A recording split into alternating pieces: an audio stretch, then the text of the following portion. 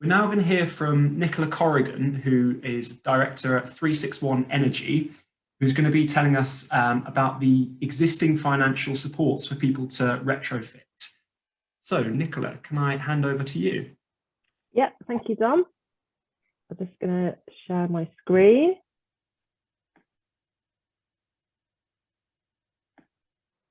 Okay, right. Can everyone see my presentation okay? Lovely, thank you. Well, thank you very much for asking me. It's a real honour to come and talk to you today. And thank you for all of you for taking part in this as well. It really is an important event. So as Dom said, I'm a director at 361 Community Energy. So just a little bit about us, so you know a bit about where I'm coming from and my background.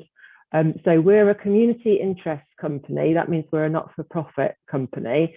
And our mission is to help our community to reach net zero carbon whilst trying to keep the savings and the profits locally. So it's all stays within our local community. And we started off as a bunch of volunteers concerned about climate change nearly 10 years ago. And now we help hundreds of people and householders with retrofit advice and energy advice.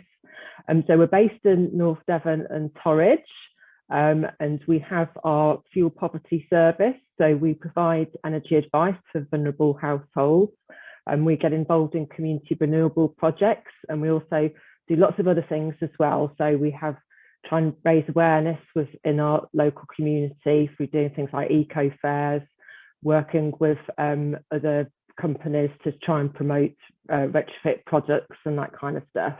And we also do have a retrofit advice service as well, and we carry out energy assessments. And we do a lot of work with other groups as well, such as schools and parish councils, to try and increase awareness about this issue. And we have a business advice service as well. So what funding is available presently for householders to take up retrofits? And so there's kind of two areas really. There's the sort of able to pay people, but then there's the more vulnerable people who might be struggling with their energy bills or having problems trying to heat their homes properly. So the main mechanism which is used, which we advise people about and help people to access, is called the energy company obligation. So I don't know if you've heard of that before. So it's a social obligation on energy suppliers, which they have a target to reach, and they have to help people with improving the energy efficiency of their homes.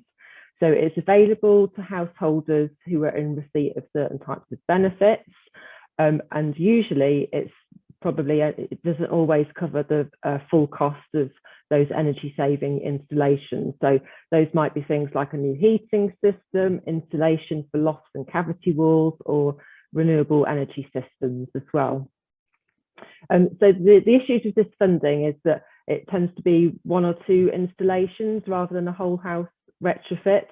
And there is limited help available as well. So if you've got a harder to treat property, so I don't know, for instance, how many of you live in an older home and you might have solid walls or really thick stone walls, then it's very hard to get an actual grant to help to pay for doing things like solid wall insulation, for instance. So it tends to be the more simpler and quicker things that will get done.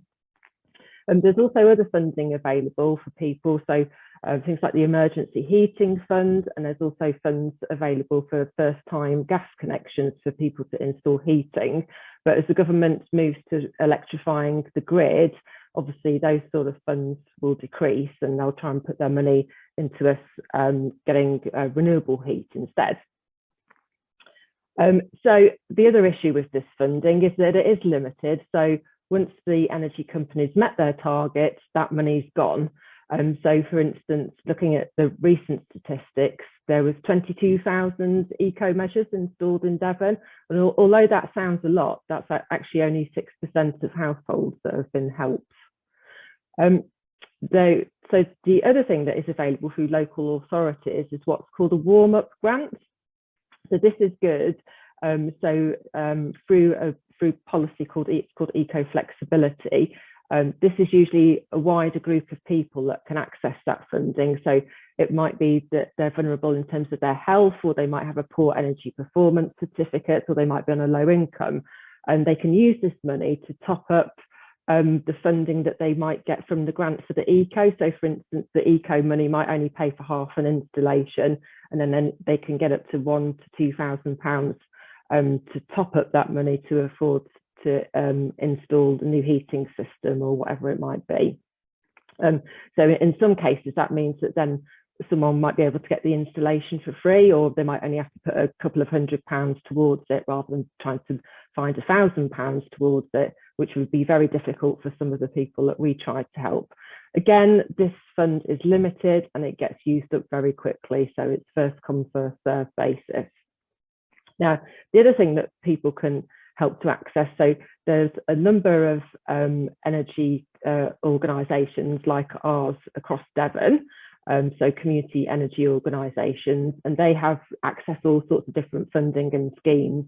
So it's always worth to get in touch with your local community energy organisation, because they might have access to other funds, and they provide all sorts of advice around behaviour change and help people to access the grant.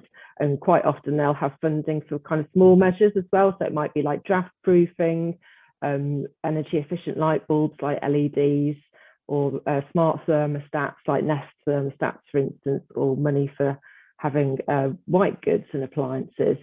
And these are project based. So again, once the funding's gone, it's gone. So for the government and local authority funding, you might have heard of the different sorts of incentives. There's been things in the past like the feed-in tariff scheme for people installing solar panels. There's currently an incentive called the Renewable Heat Incentive. So that's for anybody who installs things like an air source heat pump or biomass boilers, and you can get payments over 7 years for that installation. There's also current schemes called the Green Homes Grant for local authorities. So there'll be a new iteration of that quite soon, actually. So that provides grants for more vulnerable householders. It's usually about £10,000 per household. And that's for things like insulation and renewable energy. And there's also council-backed low-cost loans for home energy and efficiency improvements. So in Devon, we have an organisation called Lendology. So they help householders with low-cost loans, and it's usually you can access around up to £10,000, but it also includes you can do things like install windows and doors to improve the energy efficiency of your home. And then obviously you can use the savings to help pay back the loan, and landlords can apply for this fund as well.